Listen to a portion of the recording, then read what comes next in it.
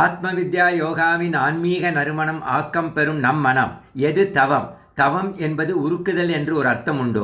துருப்பிடிச்ச லோகங்கள் எல்லாம் அந்த மெட்டீரியல் எல்லாம் உருக்கி அதை சுத்தப்படுத்துகிற மாதிரி நம் மனசில் உள்ள அழுக்குகள் எல்லாம் அப்புறப்படுத்தி அதை தூய்மைப்படுத்துவதற்கு பெயர் தவம்.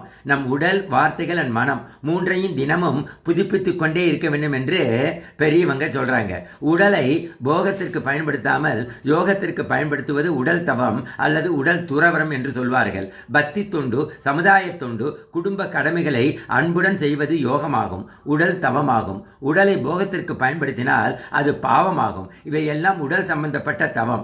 உடல் என்பது கண்ணுக்கு தெரிகிற மனம், மனம் என்பது கண்ணுக்கு தெரியாத உடல். இந்த தேகத்தால் மற்ற தேகங்களுக்கு துன்பம் செய்யாமல் இருப்பது அகிம்சை. இது அகிம்சையும் ஒரு தவமாகும். உடல் தூய்மையும் மன தூய்மையும் இல்லாமல் தவம் செய்ய முடியாது. துறவு என்பது உடலும் மனமும் சுத்தமாக இருப்பது. பேச்சு துறவரம் என்றால் நாம் பேசும் சக்தியை இனிமையான சொற்களை சொல்வதற்கும், ஆறுதல் வார்த்தைகளை சொல்வதற்கும், உற்சாகப்படுத்துவதற்கும், ஞானத்தை கொடுப்பதற்கும் பயன்படுத்துவதாகும். இறைவனின் நாமங்களை சொல்வதற்கு பயன்படுத்தும் வார்த்தைகளும் பேச்சு துறவரம் என்று சொல்வார்கள். மனதை அடக்கி புத்தியை கூர்மைப்படுத்துவது மனதால் ஏற்படுத்தும் தவமாகும்.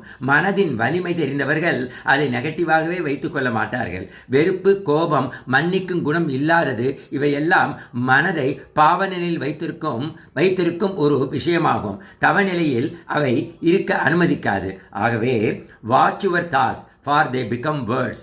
Watch your words for they become actions.